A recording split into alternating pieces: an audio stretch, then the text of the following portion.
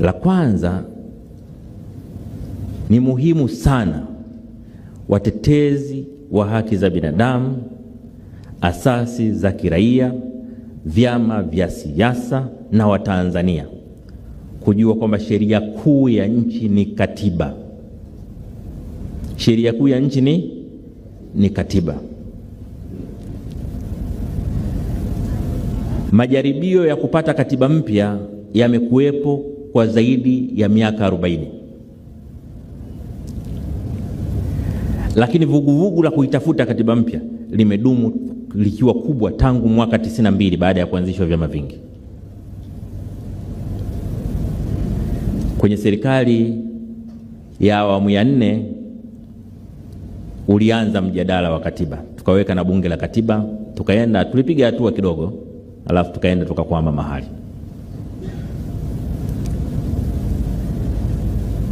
Tunaweza tukawa na mambo 40 ya kupigania, lakini katika mkakati wowote lazima uchague jambo kubwa ni lipi.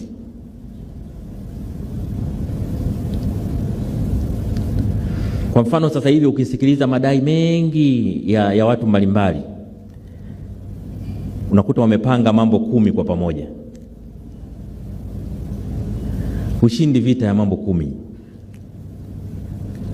Lazima uchague kubwa linaloweza kuyabeba mengine yote ni lipi. Na katika utawala bora katika nchi, kitu kinachoweza kubeba mengine yote ni katiba.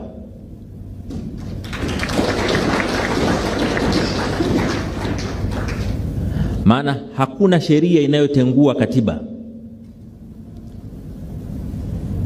Hakuna sheria inaweza kutungwa ikikinzana na katiba.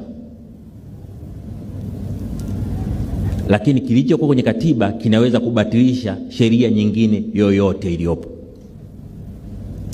Ukishaunda leo katiba mpya, sheria zote ambazo zipo na zilizotangulia kuwepo zinazokinzana na katiba ile, siku ile ukipitisha katiba mpya zinakuwa zimekufa hizo sheria zinazokinzana na katiba.